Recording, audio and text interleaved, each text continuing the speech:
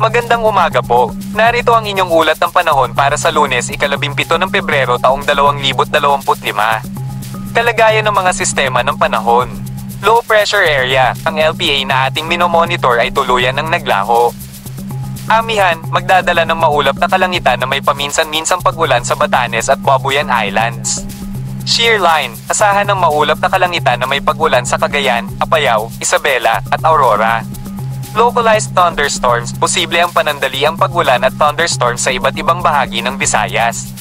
Intertropical convergence zone, magdudulot ng maulap na kalangitan na may pag-ulan sa timog-kanlurang bahagi ng Mindanao. Lagay ng panahon sa iba't ibang rehiyon.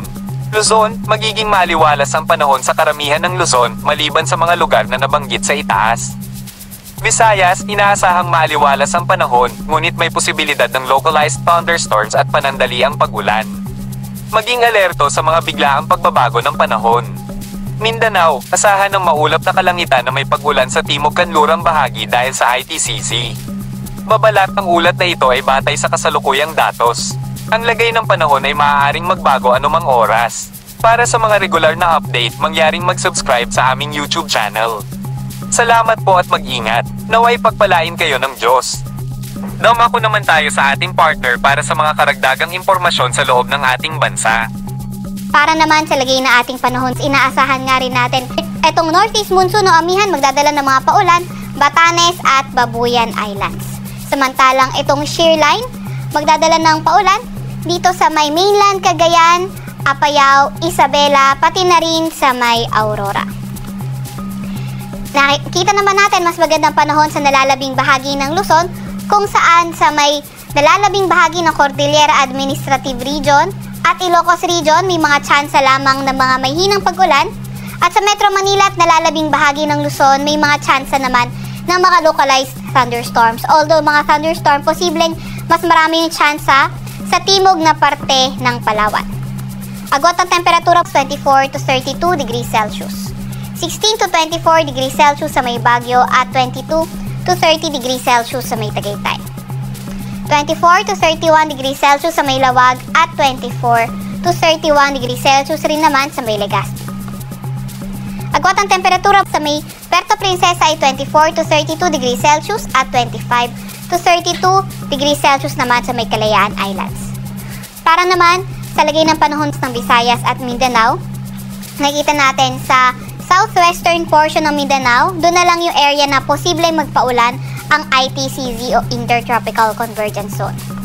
Mas magandang panahon sa nalalabing bahagi ng Mindanao at sa may Visayas kung saan may mga tsansa pa nga rin ng mga localized thunderstorm. Agwat ang temperatura sa Iloilo at Tacloban ay 25 to 32 degrees Celsius.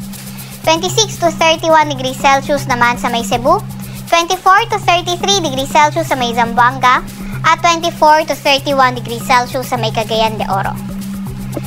Wala pa rin naman tayo nakataas na gale warning sa kahit na anong dagat baybayin ng ating bansa, pero ingat pa rin sa papalaot sa Northern Luzon dahil magiging katamtaman hanggang sa maalon ang karagatan. Para naman sa 3-day weather outlook ng mga pangunahing syudad natin, nakikita natin sa Metro Manila, tuloy-tuloy pa rin naman ang fair weather conditions. Pero pagdating ng Tuesday, may mga thunderstorms pa rin tayong inaasahan, pero Thursday and Friday, mga tsansa na lamang ng mga may hinang pag-ulan. Sa Baguio City naman, Tuesday, Wednesday, and Thursday, asahan nga natin na magiging maulan. Ito ay dahil sa northeast monsoon o amihan. Sa Legazpi City, until Tuesday, mas magandang panahon yung inaasahan natin fair weather. Pero pagdating ng Wednesday ay may mga na inaasahan na nga natin na posible na maging maulan. Ito ay kalat-kalat at may mga kasama pang thunderstorms. Para naman sa 3-day weather outlook ng mga pangunahing syudad sa Visayas, Metro Cebu at Iloilo City, asahan pa rin natin ang magandang panahon, pero may mga pulupulong pag-ulan, pagkidlat at pagkulog pa rin tayo. Sa Tacloban City, until Tuesday, asahan natin ang fair weather conditions, pero pagdating nga ng Miyerkules at Huwebes, posible nang maging maulan. Para naman sa 3-day weather outlook ng mga pangunahing syudad natin sa Mindanao, sa Metro Davao, Tuesday and Wednesday, magandang panahon ang inaasahan natin, pero pagdating ng Thursday, may mga kalat-kalat na mga tayo, mga pag-ulan, pagkidlat at pagkulog. Sa may Cagayan de Oro naman at Zamboanga City, Tuesday to Thursday, patuloy pa rin ang fair weather conditions at may mga tsansa ng mga localized thunderstorms. Kalakhang Maynilang araw ay lulubog ng 6:01 ng gabi at sisikat ng 6:19 ng umaga.